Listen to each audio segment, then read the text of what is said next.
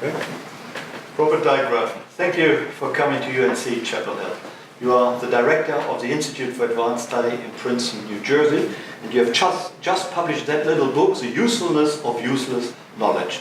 Tell us, what is it all about? That's a very interesting title, and which inspires our curiosity. So what is that title all about? Well, the title is from an essay which you find in the book, written by Abram Flexner, who wrote this, was the founding director of the Institute. The Institute famous because of people like Einstein, von Neumann, Gödel came there in the 1930s. And it was a passionate call done in 1939 about the importance of basic research and how following your passion in research actually leads to the greatest applications. The most useful things that we see around us were the products of useless pursuit of knowledge. Right, so basic research you call useless, but it isn't in fact useless. But you could almost turn things around. If you really want to make an impact and have a transformative step in technology, in knowledge, you have to find people who are intensely curious and passionate about research and actually will discover something that nobody thought was there or was possible. Could you give us some examples? Well, it's always very easy to find these examples looking backwards. I mentioned in the book like nuclear physics that came out of the study of particles, the computer that came out of the study of mathematical logic, all the big breakthroughs in the life sciences, like the discovery of DNA and the genetic information, just came about because people were very, very passionate to know how life works. So it's just the same kind of curiosity that we all share, but then at a higher level. Okay.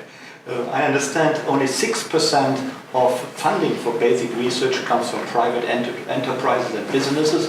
53% approximately comes from the federal government. Yes. But that funding is going down. There have been deep cuts to basic research. So is basic research in these countries, in the Western countries, in the United States, in serious danger? I think basic research is under threat, and indeed it's something that traditionally, and I think is being supported by public goods. It's very difficult to capture the profits of a fundamental idea.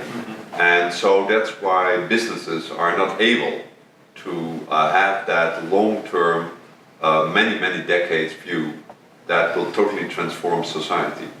And it's of course worrying that that engine of innovation and progress is now under threat. And it's, I think, very important that we understand that supporting basic research is not only about creating opportunities for scientists and scholars, but it's really about safeguarding our well-being in this country and across the world, and actually improving our lives in a very fundamental way. How do you go about convincing politicians who hold the purse strings to actually come out again in support of basic research? Well, I think it's very important to point out the successes in the past and to see that we cannot imagine our lives without computers, without all the benefits of modern medicine. And in the same way, in 50 years, people probably can't imagine their lives with new technologies, but that still have to be invented. So I think by just making them aware of the incredible power of scientific inquiry and the enormous kind of multiplier that basic research has. Now, it could take many years, but the impact is terrific. And so I think we should not only tell them about the inner drive that we have, but we should also just point out what a tremendous impact research has had on our lives. There are few things in life where you can be always be optimistic, but we do know that we are only scratching the surface of understanding the world around us, understanding ourselves. There are tremendous challenges, there are tremendous technological possibilities. So it's actually a very good time to make the argument that we have to strengthen our efforts in research right now at this moment. Thank you. In your talk here at UNC, you also mentioned the interconnectedness between the natural sciences and the humanities and the arts. Is it important, that interconnectedness? Is there an interconnection, or can we just view these subject areas as totally divided and different? No, they're fundamentally connected because, first of all, they all spring from our imagination and curiosity.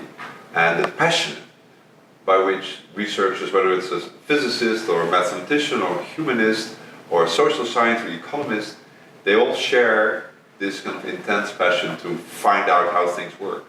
But I think also if you look at the applications and you see the great societal challenges that we are now, it's no longer the case that this can be only solved by engineers or only solved by medical doctors or only solved by economists. We have to bring these disciplines together. And so I think this, particular, I think with the tremendous technological possibilities, it's very important that humanists and social scientists get involved because there are lots of moral decisions to be made. What is the kind of world that we want to create, and which direction do we want to go? So it's also a time of reflection on where kind of scientific progress will take us. And we need the funding for that. Where does it come from? Yeah, so I think it's important to realize that the funding of basic research is not about spending money, it's about investing money. In every possible way you look at it, all the economic models shows there's an enormous return on investment.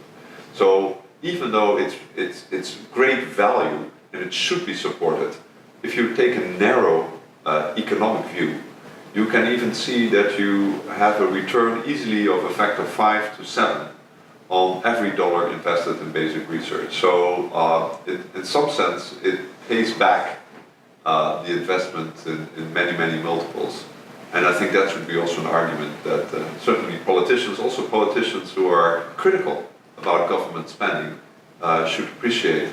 Because in the end, I think it's very important for this country, and in fact for the world, that we have economic growth and more opportunities and ways to address the great issues in society. And I think actually basic research always has proven the most reliable engine of progress. I think we should make all politicians in Washington watch this little interview here.